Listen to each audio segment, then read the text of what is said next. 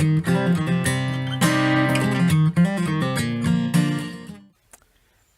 today I've got a little different project going on. I've got a pole topper for my deck. I have a couple of 6x6 poles out there, and these go on top, and there's LED lights that go in here. And I bought this a few years back, and it's been really a nice little feature to have, but eventually these lights started burning out. So today what I'm going to talk about is how to resolder new LEDs into the fixtures here and get this thing working again. So I'll show you a few things before and after. I went ahead and got started on this project just to make sure everything worked before I started filming. But actually it's pretty easy. So it's going to be a little time consuming and a little tedious, but apparently this is a very doable project for people and you save a lot of money. So I think this whole thing is costing me less than $7. To replace these would probably be $150 or something like that. But otherwise these will be a pretty simple fix. So we're going to go ahead and get started. So to get started, let's look at the fixture itself. So upside down, these LEDs come in strips of 6, and there's basically just one strip on each side, and they fit in something like this, and they slip in, whoops, and they slip in, so you can kind of see them in there, and they just use a double-sided thick tape. You can see them, whoops, on this side here, they're not in there, but I've taken them all out. So basically, it's kind of a straightforward job. Basically, we're going to be desoldering the old LEDs and solder these new ones on. So I've already done this strip, but let's go ahead and look at one of the original strips, this one here. So this is one where some of the lights were failing. I think only one works on this strip. So I'm using this 12-volt power supply, and you can see just one of the LEDs is lit up on this thing. Okay. And so we're just going to desolder them from this board. I originally thought about desoldering the resistors as well, and I actually got replacement resistors. The value on the ones I got were just a little different than the ones that's on there. So my first go around was just to leave the old resistors on, and that seems to work just fine. So long term that might be a problem, but I'll have to keep that in mind if I do have a problem in the future with that. Now let's look at the one I just fixed. And so, as you can see, there's a little bit of difference in brightness there. So these will actually be pretty bright. So one of the things I didn't like about this pole light top cap, I guess the light cap, is the lights weren't very bright. They were kind of nice, just more for an accent light, but these will actually should light up pretty good. So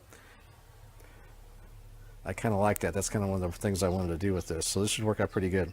All right, so let's go ahead and I'll show you the process I use to desolder and to resolder.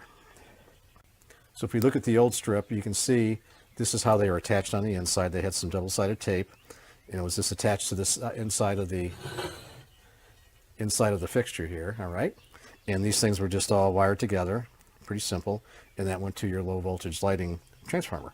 So first thing I want to do is take off this tape, and I'll have to buy some new tape, I think, to reinstall this properly. That comes off pretty quick and easy. Okay, and there's the front again. So we get to set this to one side. Okay, so I hope you can see this all right. So what I'm going to try to do is I'm going to use this because the tip on this thing is a little wide. I can actually hit both electrodes at the same time on each LED. So I'm going to, let's see if I can put this up here a little bit. It's a little bit easier to get to. But I'm just going to hold this down just to the first position on my soldering iron without burning myself. I don't know if you can see that. So it just comes on, okay? So I'm going to let that go for about 5 seconds. Then I'm going to gently put the tip on the 2 electrodes, and I'm kind of pushing up just a little bit. I'm just heating that up enough. I don't want to overheat the board. Oh, there we go. So they actually got a little bit hot on there. So I got to be careful about getting too hot on this.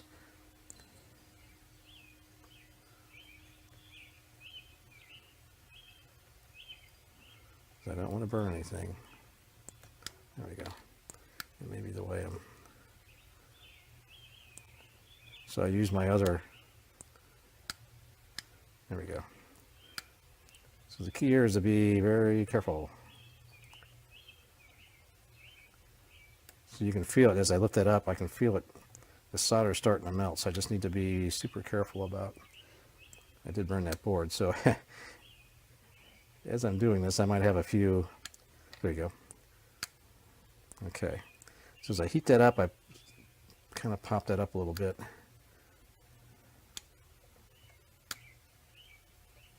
There we go. All right. Now, you probably can't see, but there's still a little bit of solder left on each one of those points there. And I'm going to use that to my advantage and just leave that there. And I'm just going to actually just resolder back to that. Okay. Now, we've got our old LEDs. And you need to make note on LEDs which side is which. You have one that's a positive and one that's a negative. So first let's look at the LEDs I'm using as a replacement. Okay. And so these are 5mm white. They're 20 milliamp at 3.3 to 3.2 volts. So this whole package is 100 of them in here. I'm going to use 48. But there's 100 in here, so I have plenty to go back and redo the whole thing if I need to. I hope I don't have to do that. But what you might notice is on the old ones, the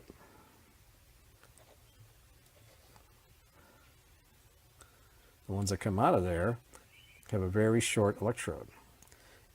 And where the ones you get out of the box or out of the bag have the long electrodes. And if you also notice is that there's a short one and a long one. So you need to make sure you keep the polarity correct when you reattach this to the little circuit board thing. So what I'm going to do, because I got to cut these things shorter, is I'm going to mark each one of these on the short side. I'm going to use a Sharpie. And there's, in addition to the different lengths of these different electrodes, there's also a flat part of there's like a rim here that's flat, well, kind of flat on these. These aren't as flat as they could be, but on the shorter one. So that would be, I think, the negative side, which it appears to be. So one's an anode, one's a cathode, I believe. I could be wrong on that, so don't quote me. And you feel free to correct me if I'm wrong. So I'm going to mark each one of those with a Sharpie just to make sure I don't lose which side is which. Especially after I cut these, I'm not going to be able to identify them. And because that flat spot's kind of hard to see on these aftermarket, and maybe all LEDs are like that, but some of the other ones I've dealt with in the past actually had a pretty flat surface on there. But these aren't as obvious, so I'm going to mark that. And so when I get them all cut, just to length, I'll know which side that goes to which part of the board there. So I'm going to need 6. So I've got 6 LEDs here, brand spanking new. And I need to cut these leads just a little bit short. So what I do, first thing though, I need to mark the flat side with a Sharpie. And if you excuse me, I'm going to go over to my magnifying glass so I can see better and make sure I'm marking the right side. So we're going to take a quick break here while I do that for these 6. Okay. Now I've gone through and marked each one of these. I guess it's the negative side with my little black mark on that flat part. So now what I can do is do an estimated length that I need for each one of these. And I'm going to cut these based on one of the LEDs that I pulled off of there.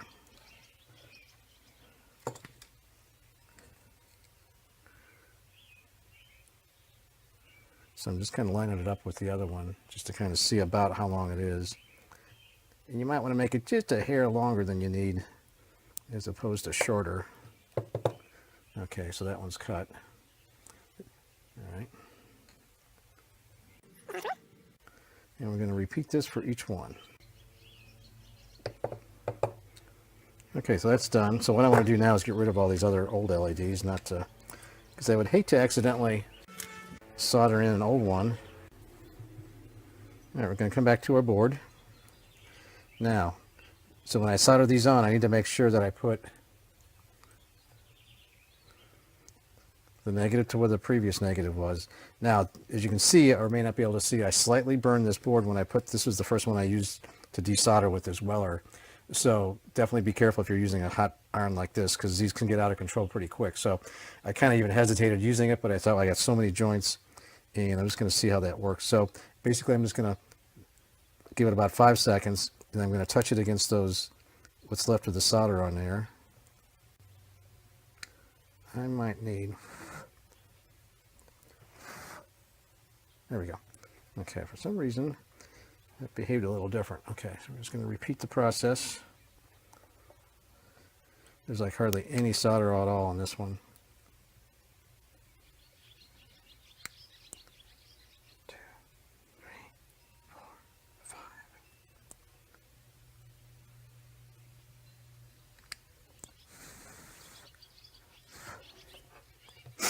Okay, looks better. Let's see what we got here. Yay. Okay, so they all work. Looks good. Okay, let me do another one, see if I can make it a little cleaner looking. Looks good. So I've got 2 done. Okay, it's the next day, and last night I was able to complete my soldering. So all these little boards, I was able to take off the old LEDs and solder on the new LEDs. Most of the I think there was only one of these little strips that actually had all the lights were still working. One of them had only one light working, and they all were basically just 2 or 3 lights working, so it was pretty bad shape. I used a soldering gun to take all these off and to resolder. I don't think that's the best idea from a couple of reasons. One is it gets awfully hot, and it started to burn some of the board in a few places. I don't know if I can show you a good one or not, but the one on the end here, it started getting a little hot, so you want to be careful if you're going to do something like that. I would recommend doing a soldering iron, and the reason I didn't use my soldering iron was because it needs a new tip, and I thought I'd just gotten this soldering gun, so I thought I'd try that on this project just to see how that would work. But I think it gets too hot, and it's like 140 watts in the higher settings, or something even higher than that. The soldering iron is 20 or 40 watts, so you have a lot more control with your temperature on that one. I've got a new tip coming in, so when that comes in, if I had that tip, I would have used that for this project. So these bulbs all worked. It worked really well. I only had one strip where these 2 here on the end would not light up, and those were burnt out to start with. And when I put the new bulbs in there, they didn't light up, and I replaced those and put new ones in there again. They still didn't light up. So there may be some problem with the traces here somewhere that I'm not aware of. But otherwise, this is the only of the strips. This is the only one that didn't work out as well. And that's not a problem, because where my poles are located, when I mount these outside, I can put these on a non-visual. It'll be aimed toward my neighbor's house, and they don't really see my poles anyway. So it won't be an issue. So we can just make note of what side these 2 are on, so I can make sure I've got the tops orientated properly.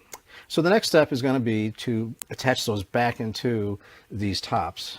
Okay, so I was going to go out, originally it was double-sided foam tape that worked pretty good, and that's what came with how they were originally mounted. But when I went to Home Depot, and they didn't have anything. They had double-sided tape, but they didn't have that foam tape, because that foam was fairly thick. It was probably a good 1/4 inch thick of foam. The double-sided tape was it's real thin, so you'd actually have to build up several layers, and it was for interior use only, so I was a little wary about using that for that. So what I did is I got some marine adhesive. Basically, I kind of call it aquarium cement, but this probably is not good for aquariums, but it'd be perfect for this job here. So I'm going to attach the strips back into this thing with this type of sealant. And the nice thing about that, it's semi-permanent, so I'll still be able to pull off these strips if I need to replace the LEDs in the future. So I'm guessing that's something you have to do every now and then. These things come on every night for 12 hours or whatever, how long the night is. So I can see eventually they're going to burn out, but they probably should last a pretty long time. So we're going to switch scenes here and go and start mounting a few of these into the tops and see how that process works. Okay, now what we're going to start doing is attaching these to the inside of the tops. And it looked as if this was the side that had the tape to it. So I think one thing I just realized, it might short out if I'm not careful. I have a few choices here. Is one, I can just put a piece of tape along here, or I could actually run a bead of that sealant along here and then push it back up in here. I have to maybe rethink that quickly. I guess I have a couple choices here how I want to mount it. I don't know if I can show you this or not. But these lights just perfectly spaced on these strips. That's why I want to keep just use the same strips again. But they fit up inside the holes. And let's see if we can see that from here. But you can kind of see them in there. Actually, if I light them up, you'll really be able to. So you can definitely see how much light's coming out of those. And this is daylight, and I got pretty good lights in the shop here. So those on all sides, that illuminates the side of the pole. It gives it a really nice effect outside. So it looks like I could probably just mount them with some glue on the edge. So maybe I'll try that. They're holding in place pretty good just sitting there, but obviously they need to be permanently attached. So I think we'll go ahead and just dab some glue in there And then after the glue's dried, then we can come back and actually do the solder all these wires together. And they just had them all negatives and negatives and positives and positives, and that hooked up to your low voltage line. So unfortunately, my mic stopped working in the middle of recording this session. This is actually the next day. The glue is dried, and I'm using my wire strippers, and I'm going to be wiring all the 4 strips together. And basically, I'm going to be putting all the black wires together and all the red wires together. And as I'm doing this process, you can see I'm using a wire stripper, which is really a handy tool to have around. It's super quick, works on a lot of different gauges of wires. It was great for projects like this. So we'll go ahead and continue stripping these wires. Now I'm going to take some extra wire that I have, and what I like to do is hold on to the extra wires from any old power supplies that may be burned out or whatever. You get a lot of different color wires, sometimes different gauges and things. And so what I generally do is if I'm going to be extending leads or making pigtails or whatever, or just general wiring projects, you can use these bundles of wire and get the colors and sizes and lengths that you want, because they're generally pretty long.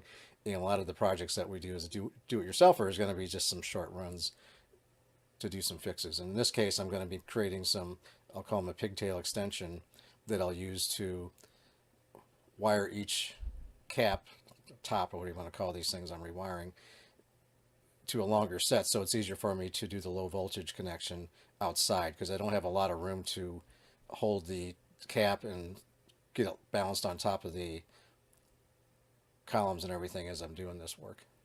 So here now I'm taking all the, I can't tell if it's red or black, but I guess it's all red, and I'll twist all those together.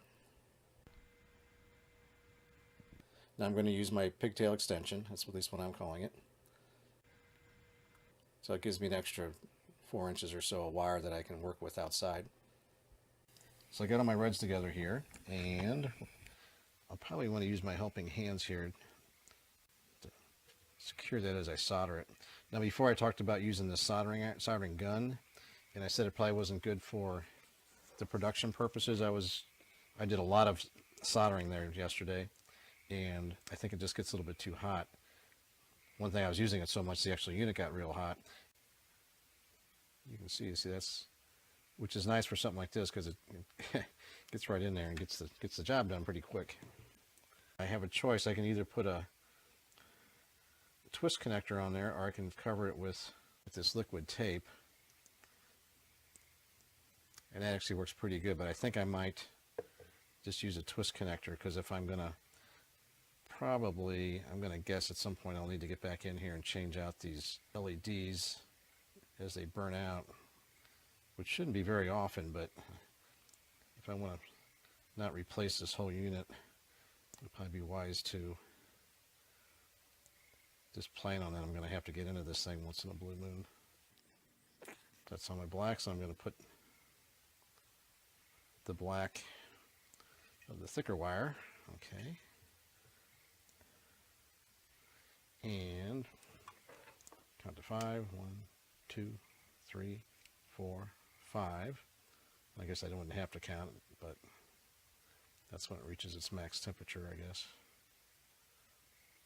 Or reaches temperature. Okay. And you'll see a lot of fumes coming off this.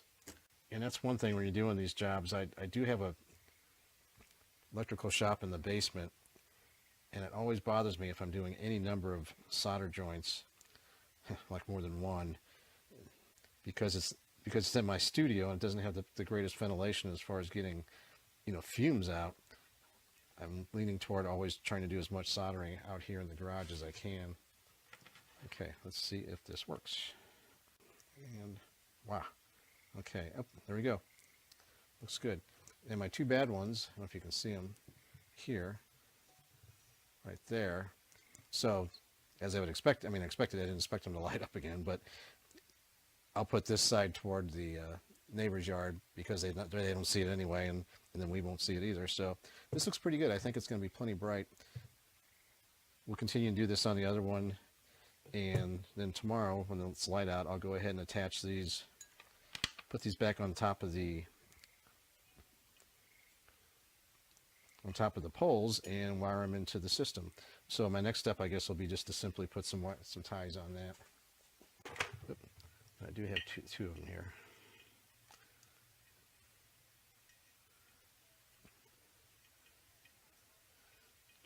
since these wires are smaller, I'm going to use these smaller nuts, wire nuts. Okay. So what I've got now for tomorrow then is going to be to tie these two in to the larger low voltage wires. And again, I'll use wire nuts for them as well. I call them twist ties or twist connectors as well. Okay, it's been a couple days and the weather's cleared up enough so I can get out in the backyard here, and I'll go ahead and mount these on top of these poles here. I'll need to check the polarity on my low voltage transformer first to make sure I hook these wires up correctly, and then tonight we'll see how the lights look. Okay, I got them installed, and I forgot I actually have an on-off switch on the low voltage transformer that I just went ahead and turned them on. I don't think you can see them right now, but one problem I noted is when I installed this one, the rear, I guess I got the one I put in the back, that strip doesn't work. It does if you shake it, move it around. I think using that soldering gun was probably not a good idea. That's a learning. So I want to go back to my soldering iron. I got a new tip for it. So if I was to do this again, I would definitely use the soldering iron and not the soldering gun, because I think I more or less fried the board in several places on that particular strip. So anyway, so I've got that facing toward the backyard to the woods, so it's not that big of a deal. If I someday feel energetic to pull these down and do that part again, I'll do that. But so we'll come out again tonight and see what that looks like in darkness. Okay, well, it's night now. You probably can't see me too good. It's fairly dark out here tonight. I can see all the stars, so there's no moon out. I just got a little headlamp. I'm here to shine a light on me. But anyway, so we got the lights going. I'm going to step back and you can start to see them. They are a lot brighter than they were before. I might go ahead and fix this one behind me where I said the one strip wasn't working. It kind of cool. I'll pan around and show the other light where it's lighting up the flowers a little bit on the far side of the pole, and it does look nice. So I might come back and fix that then at some point. So anyway, this was a success, and I'm happy with the outcome. So these lights are a lot brighter. I'm going to turn off my headlamp here, but you can see at the bottom here, get out of the way, it actually lights up the railing a little bit, and I really like that effect. That's pretty cool. So you can see how it lights up the flowers over here a little bit, and I'm going to take this around to the other side here. And like I said, I know you can barely see it, but it's a real dramatic effect, and probably kind of get a feel for that even though it's so dark, but I hope this gets the point across. Anyway, so it's worthwhile exercise to try playing with that and replace those LEDs. I did not replace the resistors, which I probably could have done as well. I probably will want to go back and switch out that last strip like I was talking about, because I think that looks awfully nice when you got both flowers on both sides getting a little extra light. So this is good. So anyway, so if you have a similar situation, feel free to look online and try to find the LEDs. I'll post a link of where I found mine. These are I think they're ultra brights, and I was a little worried about them being too bright, but I think they're perfect for out here. The other ones I had were a little bit dim, and you could see they were on, but they didn't really add much accent. This goes all the way down. I'll just go ahead and show you. I kind of doubt you can see that in the dark here. Let me go over on this side, see if this is any better. But it actually illuminates the deck floor a little bit as well. So if you were here, you would actually get a better appreciation for how much that actually illuminates that. But it's pretty cool, pretty neat. It looks a lot better than it was before, and it was these weren't too cheap when I first bought them, so it's nice to be able to fix them and actually make them better. All right, well, if you have any questions or comments, please feel free to leave them in the comments section, and I hope you enjoyed it.